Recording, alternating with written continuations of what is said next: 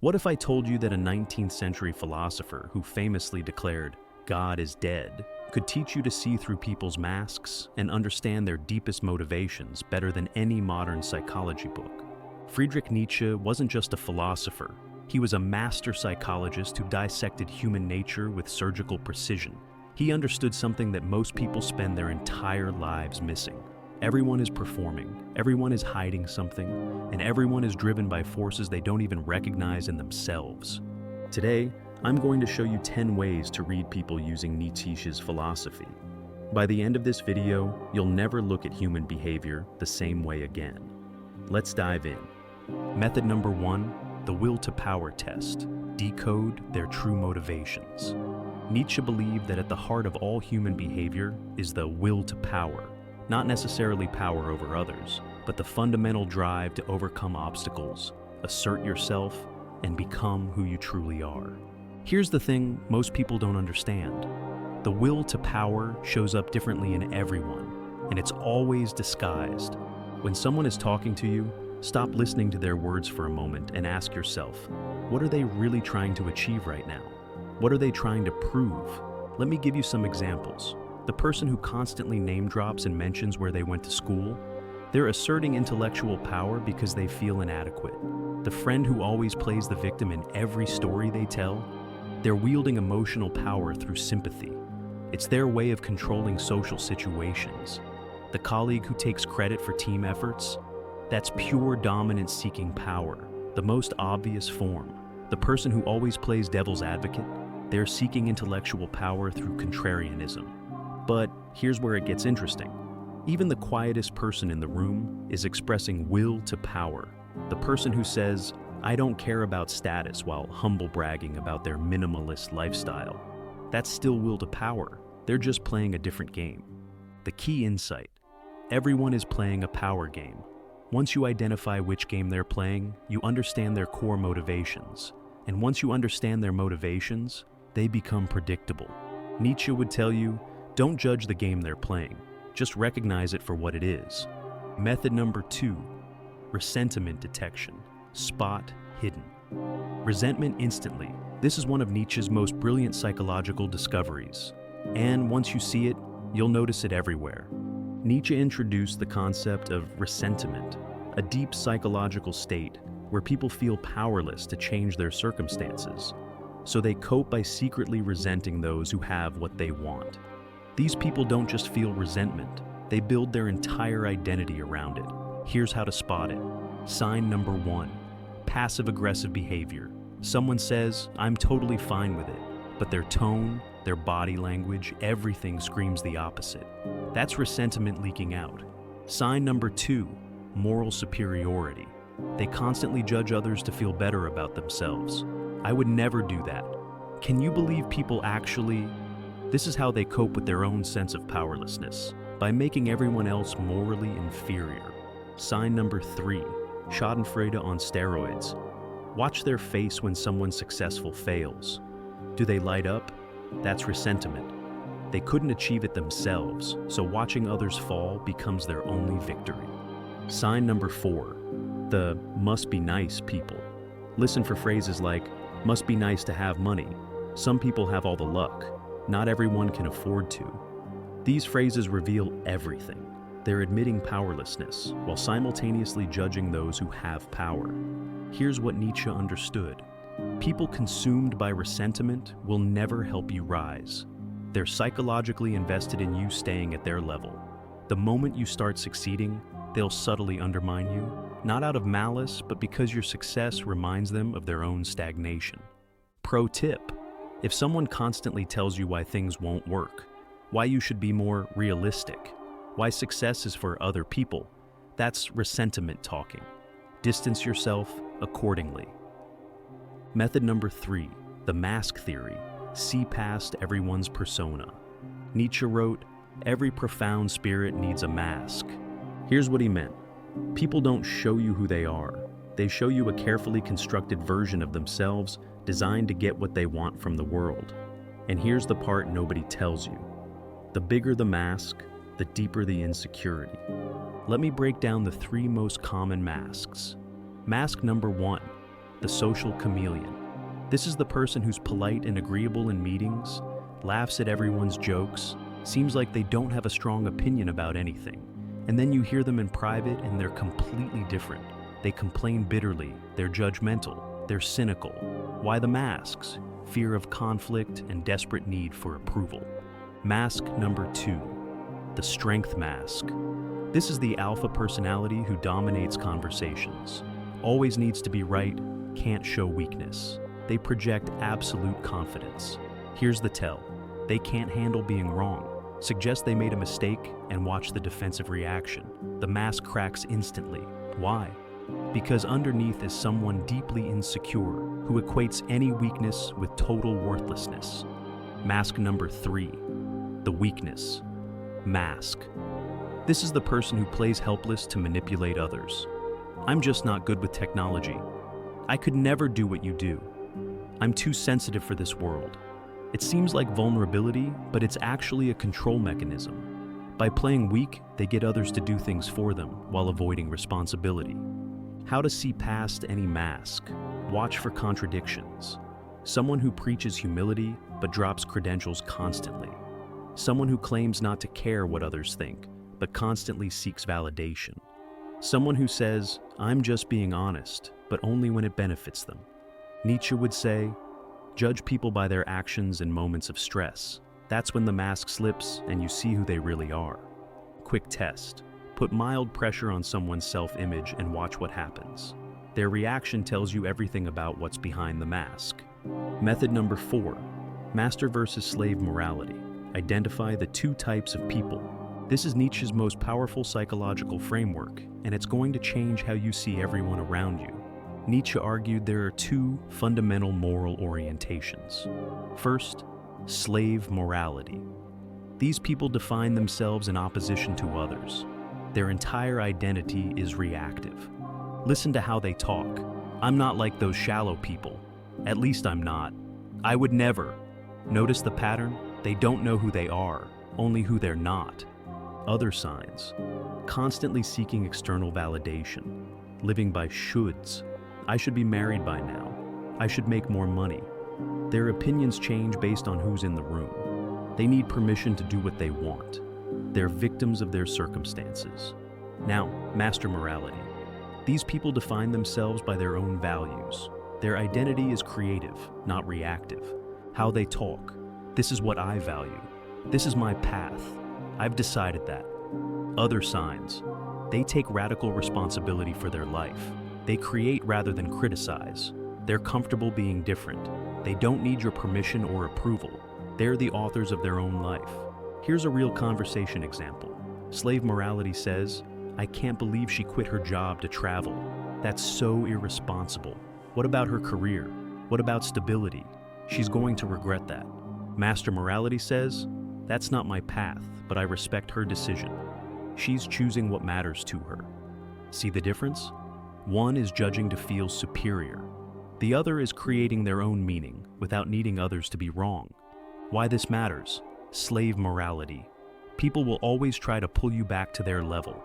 They're psychologically threatened by anyone who breaks the rules they've imprisoned themselves with. Master morality people will inspire you to become more yourself. The brutal truth, most people operate from slave morality. They're not living their life. They're performing the life they think they're supposed to live. How to test this? Ask someone why they made a major life decision. Slave morality answer, because that's what you're supposed to do. Or, because everyone else was doing it. Or, because my parents wanted me to. Master morality answer, because I examined what I value and this aligned with it. One group is following a script, the other is writing their own. Method number 5, the eternal return test. Measure authenticity. Nietzsche posed this thought experiment. What if you had to live your life exactly as it is, over and over, forever? Would you embrace that fate? This is one of the most powerful psychological tools you can use to read people's authenticity. When you're observing someone, ask yourself, would they willingly relive this moment they're in right now? Example number 1, the complainer. You know that person who complains about their job for the 50th time, but does nothing to change it? Would they want to relive this? Number. They're trapped, not choosing. They're lying to themselves about their own agency. Nietzsche would call these people the last men, those who are too comfortable in their suffering to transform. Example number 2, the passionate creator. Now, watch someone discussing their passion project. Their eyes light up.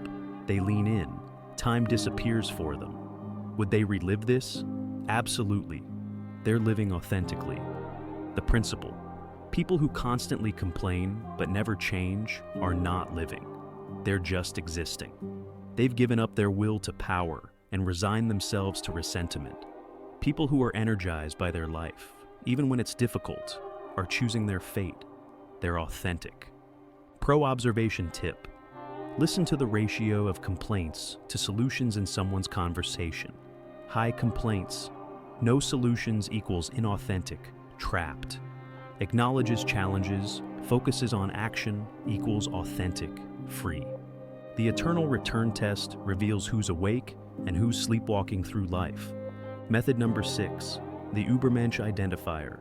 Recognize true versus fake leaders. Nietzsche's Übermensch, often mistranslated as Superman, isn't about dominating others. It's about self-overcoming. It's about constantly growing beyond your current self. Most people think they can spot a leader. They can't. They spot performers. Here's how to identify someone with true Übermensch qualities. Sign number 1. They create their own values. They don't follow the crowd. They've examined what matters and made a conscious choice. Ask them why they do what they do.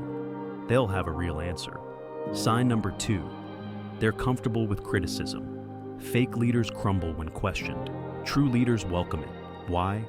Because they're not attached to being right. They're attached to growth. Sign number 3. They view obstacles as opportunities. Listen to how they talk about setbacks. Do they complain and blame? Or do they say, here's what I learned? Sign number 4. Zero victim mentality. They take full responsibility. Even when something wasn't their fault, they ask, what could I have done differently? They know that blame is powerlessness. Sign number 5. Uncomfortable honesty. They'll tell you the truth even when it makes them look bad. They value integrity over image.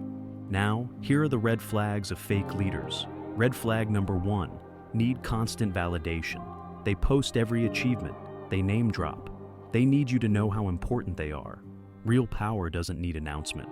Red flag number 2. Blame others for failures. My team didn't execute. The market conditions weren't right. Always an external excuse, never internal examination. Red flag number 3. Preach one thing, do another. They talk about work-life balance while emailing at 2 a.m. They preach authenticity while curating a fake social media life. Red flag number 4. Can't admit being wrong. Watch what happens when you catch them in a mistake. Do they acknowledge it and move on? Or do they deflect, justify, and get defensive? Real leaders have no ego attachment to always being right. Red flag number 5. Seek power over others, not mastery over themselves. They want to control people rather than inspiring them. They need subordinates, not collaborators. The Übermensch doesn't need followers to feel powerful. They're powerful because they've mastered themselves. Method number 7, the genealogy technique. Trace the origin of their beliefs. Nietzsche taught us to ask, where did this belief come from? Most people have never examined why they believe what they believe. They're running on autopilot, operating from programming they received years ago. Here's how to use this. When someone states a strong opinion, trace it backwards in your mind. For example, someone says, you should always be humble. Ask why. Because prideful people are bad. Why is that bad? Because society says so. Origin. Adopted belief, not examined. They've never questioned it. Versus someone who says, I value directness. Why? Because I wasted years in relationships where no one said what they meant, and I refuse to live like that anymore. Origin. Personal experience, examine value. They chose this consciously. People who can't explain why they believe something are repeating programmed thoughts. They're like robots executing code they didn't write. Those who've questioned and chosen their values are authentic. They're awake. Here's the test. Challenge a strongly held belief they have. Not aggressively, just curiously. That's interesting. Why do you think that? Watch what happens. Do they get defensive? That's a programmed belief they're protecting. Do they thoughtfully explain their reasoning? That's an examined value. The people who've never questioned their beliefs are the most dangerous. They'll fight to defend ideas they don't even understand, because their entire identity is built on unexamined assumptions. Nietzsche would say, most people are sleepwalking through life, following maps drawn by others. The rare few who question everything are the only ones truly alive. Method number 8, the herd mentality test. Spot the followers. Nietzsche was obsessed with the concept of herd morality, the tendency of most people to seek safety in conformity rather than risk standing alone. Here's how to spot herd mentality immediately. Test number 1. Watch what they do when their opinion is unpopular. Do they stand by it, or do they suddenly reconsider and align with the group? Test number 2. Notice how often they say we versus I. People with herd mentality hide behind the collective. We think this is the right approach. Who's we? They use the group as a shield to avoid individual responsibility. Test number 3. Observe their opinions in different social contexts. Does this person have completely different views depending on who they're talking to? That's pure herd mentality. They're chameleons, changing colors to match their environment. Test number 4. Ask them about something controversial. Do they immediately try to find the safe middle ground? Well, I think both sides have good points. That's herd thinking. They're terrified of being on the wrong side. Here's what Nietzsche understood. The herd seeks comfort in numbers. They would rather be wrong with everyone than right and alone. These people will never create anything original. They will never lead. They will only follow and criticize those brave enough to step out of line. The question you need to ask, is this person capable of independent thought? Or are they just echoing the loudest voices around them? If it's the latter, understand that they will abandon any position, including supporting you, the moment it becomes socially inconvenient. Method number 9, the suffering interpretation, how they handle pain, reveals everything. Nietzsche said, "What doesn't kill me makes me stronger." But more importantly, he understood that people's relationship with suffering reveals their fundamental character. Here's how to read someone based on how they handle difficulty. Type number 1, the victim. When something bad happens, they collapse into it. They make their suffering their identity. I'm a trauma survivor. After what I've been through, they wear pain like a badge and use it to manipulate others. Type number 2, the denier. They pretend nothing's wrong. I'm fine, everything's fine. They're terrified of appearing weak, so they suppress everything until it explodes. Type number 3, the transformer. This is rare. When they experience pain, they ask, what can I learn from this? How can I use this to become stronger? They don't deny the suffering, but they refuse to let it define them. Nietzsche would say only the third type is truly living. The victim has surrendered their will to power. The denier is lying to themselves. The transformer is practicing what Nietzsche called amor fati, love of fate. They embrace everything life throws at them and transmute it into growth. Watch how someone talks about their past difficulties. Do they speak from a place of victimhood or from a place of strength? The language they use tells you everything about their character. Someone who says, that experience destroyed me, is fundamentally different from someone who says, that experience forged me. One is stuck in the past. The other has integrated it and moved forward. Method number 10, the authenticity check. Who are they when no one's watching? Nietzsche wrote extensively about perspectivism, the idea that there's no absolute truth, only perspectives. But he also understood that someone's truest self emerges when they have nothing to gain and nothing to lose.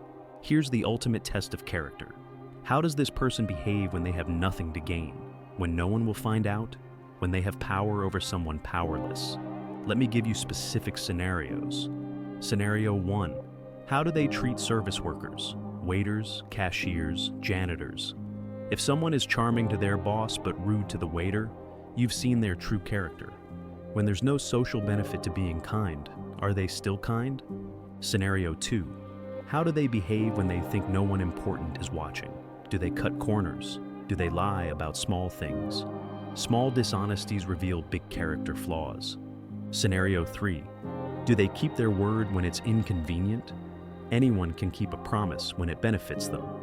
Character is revealed when keeping your word costs you something. Scenario 4. How do they talk about people who aren't in the room? If they gossip viciously about others to you, assume they do the same about you when you're not there. Nietzsche would say, everything else is performance. This is the real person. The person who's kind when no one's watching, honest when lying would be easier, and keeps their word when breaking it would benefit them. That's someone with genuine character. Everyone else is just playing a role, waiting for the right moment to drop the mask when it serves them. So here's what you do with all of this. Use these 10 methods not to become cynical, but to become discerning. Nietzsche didn't want you to hate humanity. He wanted you to see it clearly. Understand that everyone is driven by will to power in different forms. Recognize resentment so you can avoid energy vampires. See through the masks people wear. Distinguish between master and slave morality. Test authenticity with the eternal return. Identify real leaders versus performers. Trace the genealogy of beliefs to find who's thinking versus who's programmed. Spot herd mentality to know who will abandon ship when things get hard. Watch how people handle suffering to understand their strength. And always pay attention to who they are when they think no one important is watching. But here's the final lesson, and this is the most important one. Nietzsche's ultimate teaching wasn't just about reading others. It was about knowing yourself. He wrote, "Become who you are."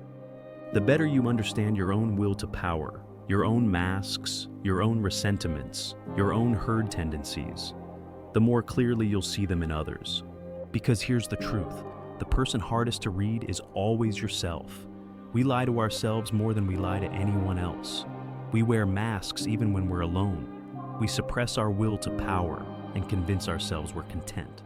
So, use these tools, yes. Protect yourself from manipulators. Surround yourself with authentic people. Distance yourself from the herd. But most importantly, turn these tools inward.